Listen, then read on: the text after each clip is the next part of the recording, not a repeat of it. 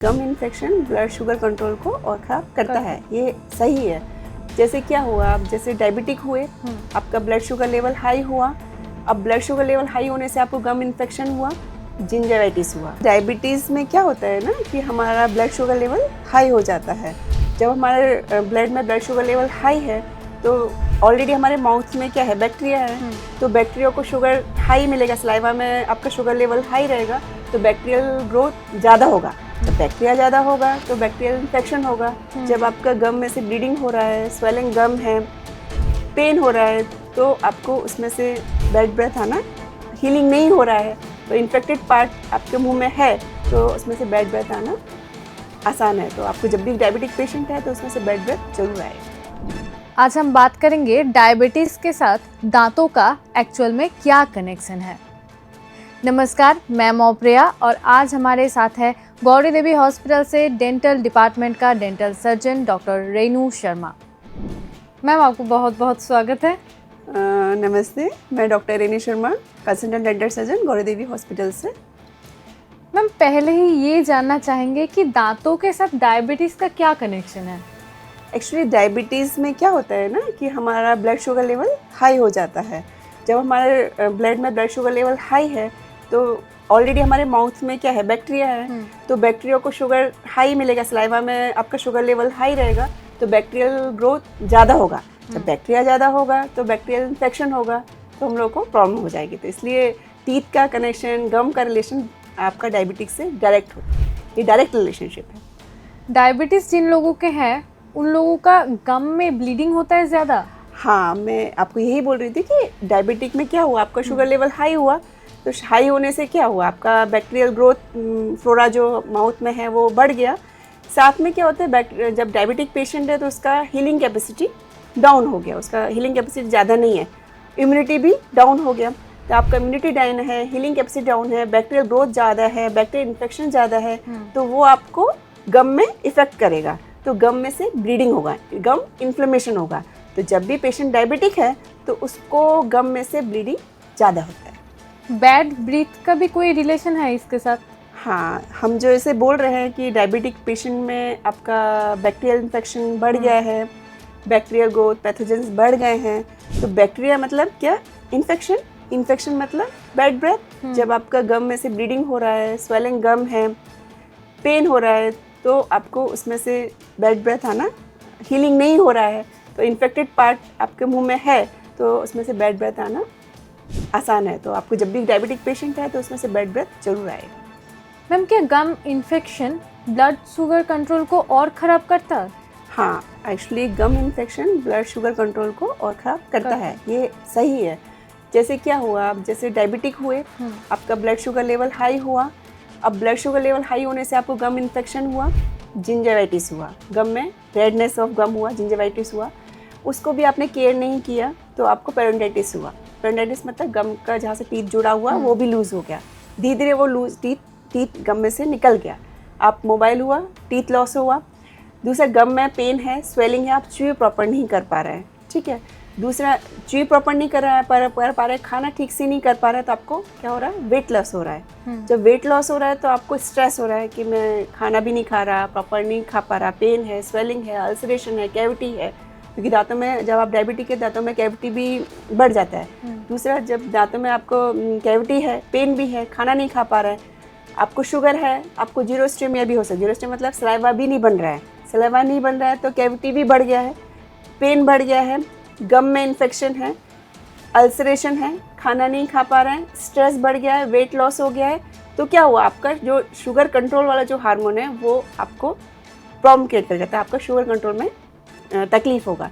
तो जैसे आप डायबिटिक हैं तो आपका शुगर कंट्रोल लेवल कम आने में थोड़ा सा प्रॉब्लम हो जाएगा। मैम, डायबिटीज़ कैसे ओरल हेल्थ के ऊपर असर डालता है? देखिए, आपका डायबिटीज़ है, आपको ब्लड शुगर हाई है, तो ब्लड शुगर हाई होने से वो हमारे बहुत सारे प्रॉब्लम होते हैं, neurological problem, gangrenal problem, skin problem, nerve problem. ऐसे ही सलाइवरी ग्लैंड होता है जो सलाइवा रिलीज़ करता है, सलाइवरी ग्लैंड पे इफेक्ट डालने से सलाइवा कम प्रोड्यूस होता है, तो ड्राई माउथ, जीरोस्टोमिया, मुंह में सलाइवा नहीं है। अब शुगर हाई है, बैक्टीरियल इन्फेक्शन हाई है, बैक्टीरियल बढ़ गया, ग्रोथ बढ़ गया, ड्राई माउथ है, बैक्टीरिया ज़्यादा है, तो क्या होगा, दांत में कैविटी होने के चांसेस बढ़ जाएंगे, मल्टीपल कैरीज हो जाएंगे, आपको पता ही नहीं चलेगा, दांत में पेन शुरू हो गया, कैविटी हो गए, सीधा आपका सलाइवा नहीं है तो माउथ में अल्सरेशन, म्यूकोजा में रेड म्यूकोजा अल्सरेटेड रीजन हो जाएंगे। लॉन्ग टर्म अगर आप ट्रीटमेंट नहीं करवा रहे हैं, डेंटिस्ट के पास नहीं जा रहे हैं, तो यही जिंजेवाइटिस, केरीज बाद में आपको पेन एंड पेरोंटाइटिस, टूथ लॉस में ले जाएगी। और ट्रीटमेंट नहीं हो रहा है तो देखिएगा, आप कभी डायबिटिक पेशेंट में टंग के ऊपर में वाइट पैचेस आ जाते हैं, उसको कैंडिडियल इन्फेक्शन बोलते हैं, उसको बोलते हैं ओरल थ्रश। ओरल थ्रश है, आपको फंगल इन्फेक्शन भी हो रहा है, तो ऐसे करके आपका पूरे माउथ में म्यूकोजा, टीथ, गम, अल्सर, सब सलाइवा, सब पे आपका असर होता है डायबिटिक पेशेंट। जिन लोगों को डायबिटीज़ है उन लोगों के ट्रीटमेंट में तो ज़्यादा रिस्क होता है। हाँ, देखिए डायबिटिक है, हाँ, तो उसका हीलिंग कैपेसिटी, इम्यूनिटी बहुत लो है, इम्यूनिटी लो है तो हीलिंग कैपेसिटी बहुत लो है। तो आपकी हीलिंग कैपेसिटी लो है तो जब भी आप कोई ट्रीटमेंट कर रहे हैं, जैसे आप एक्सट्रैक्शन कर रहे हैं तो एक्सट्रैक्शन हीलिंग डिले होगा, या कोई सर्जरी कर रहे हैं तो डिले होगा, या आप कोई ट्रीटमेंट कर रहे हैं, माना आप कैविटी फिलिंग कर रहे हैं या ऑर्थोडोंटिक ट्रीटमेंट कर रहे हैं, थोड़ा सा भी कहीं कट हुआ वो हील नहीं होगा। तो जब आप डायबिटिक हैं तो कोई भी आप ट्रीटमेंट प्लान कर रहे हैं तो पेशेंट को चाहिए कि वो बताए डॉक्टर को आई एम डायबिटिक। तो पेशेंट जब हम ट्रीटमेंट प्लान स्टार्ट करेंगे तो डायबिटीज़ या शुगर कंट्रोल होना चाहिए, पहले शुगर कंट्रोल करेंगे तभी हम कोई ट्रीटमेंट प्लान कर सकेंगे। तो ये पेशेंट एजुकेशन ज़रूरी है कि जब भी आप डॉक्टर के पास जा रहे हैं उनको बता रहे हैं कि हमको डायबिटीज़ है। कभी कभी क्या होता है कि हम लोग ही पेशेंट को जो हम देख रहे हैं तभी पता चलता है कि डायबिटीज, माना पड़ा कोई फ्रूटी स्मेल आ रहा है, एसीटोन जैसा स्मेल आ रहा है, उसको हम लोग डायबिटिक कीटोसिस कहते हैं। तो वो एडवर्स कंडीशन ऑफ डायबिटिक है, मतलब आपका शुगर लेवल बहुत हाई है, तभी हम पेशेंट को बोलेंगे नहीं आप शुगर टेस्ट करवाइए, शायद आपको शुगर है। तो हम भी पेशेंट को एजुकेट करते हैं, और पेशेंट भी जब आएगा तो भी हमको बोल रहे हैं कि नहीं हम डायबिटिक है, मैम ट्रीटमेंट करने से पहले हमारा कोई भी टेस्ट वगैरह हो तो आप बोलिए, मतलब पेशेंट को भी बोलना है। तो हम जब भी ट्रीटमेंट करेंगे, शुगर हाई रहेगा तो हमको कॉम्प्लिकेशंस आएंगे, हीलिंग नहीं होगा, कॉम्प्लिकेशन होगा, सेकेंडरी इन्फेक्शन, क्योंकि इम्यूनिटी लो है, सेकेंडरी इन्फेक्शन हो जाएगा, लॉन्ग टर्म आप उसी ट्रीटमेंट में ठीक नहीं हो पाएंगे, बहुत मेडिसिन लेना पड़ेगा। तो इसलिए अगर आप डायबिटिक हैं तो ट्रीटमेंट में थोड़ा सा तो प्रॉब्लम होते हैं, तो देखना चाहिए। मैम वो कौन से मिस्टेक्स हैं जो अक्सर लोग करते हैं, अक्सर डायबिटिक पेशेंट करते हैं, जो नहीं करना चाहिए? सबसे पहले तो मिस्टेक ये है कि आप डेंटल विजिट कर ही नहीं रहे हैं। हाँ, आप डायबिटिक हैं, शुगर हाई है, आप डेंटिस्ट के पास जा नहीं रहे। कब तक नहीं रहा? जब तक आपको पेन नहीं हो रहा है।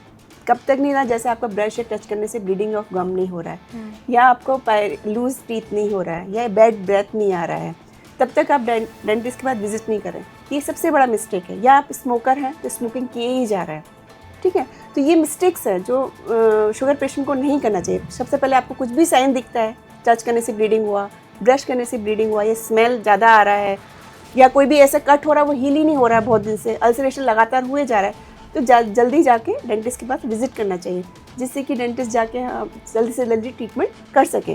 अगर जिंजेवाइटिस ही हुआ है, खाली गम में इन्फ्लेमेशन हुआ है, तो आप बहुत सारे प्रोसीजर हैं जैसे डीप क्लीनिंग, रूट प्लेनिंग, तो करके उसको ठीक किया जा सकता है। या आपको पता ही नहीं है शुगर है, लेकिन कुछ प्रॉब्लम हुआ, डेंटिस्ट से बोल सकता है कि आपको शुगर है, टेस्ट करवाइए, तो आपको early treatment of diabetes start हो सकता है।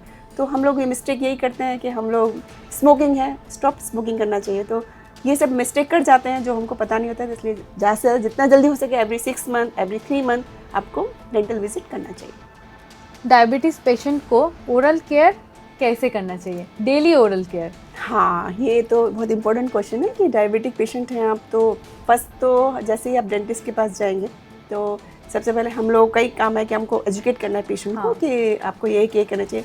पहले सबसे पहले तो brush twice daily, proper brushing, soft brush, hard brush use नहीं करना है, फ्लोरिडेड टूथपेस्ट के साथ में 2 बार ब्रश करना है, 1 बार डेंटल फ्लॉस यूज़ करना है, क्योंकि जब आप शुगर पेशेंट हैं तो क्या हुआ, डेंटल बैक्टीरिया इन्फेक्शन ज़्यादा है, तो दांतों के बीच में जो है वहाँ पे आपका एक सॉफ्ट डिपॉजिट हो जाता है। तो उसको आप रेगुलर क्लीनिंग नहीं करेंगे, ब्रश नहीं करेंगे, तो वो हार्डन होकर बाद में आपको पायरिया, ब्लीडिंग गम, कैलकुलस डिपॉजिट फॉर्म में हो जाएगा।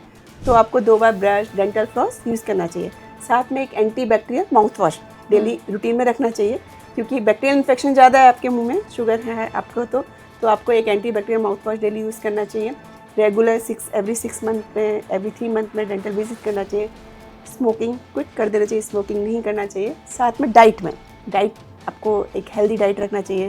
फ्रूट्स, वेजिटेबल जितना हो सके उतना खाना चाहिए।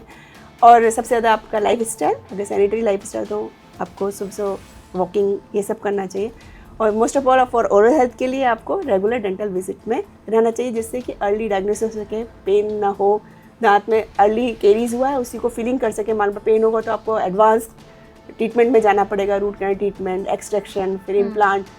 तो इसके लिए आपको रेगुलर विजिट करना चाहिए। कभी कभी क्या होता है, आपका टूथ एक्सट्रैक्शन हो गया, हम लोग इम्प्लांट कर रहे हैं लेकिन इम्प्लांट भी नहीं कर सकते शुगर पेशेंट में, क्योंकि वो हड्डी इतना कमज़ोर है कि उसमें इम्प्लांट भी नहीं जा सकता है। तो ये सब केयर हम लोग को करनी चाहिए। मैम आपको बहुत बहुत धन्यवाद। Thank you. आप लोगों ने सुना हमारे विशेषज्ञ ने क्या कहा।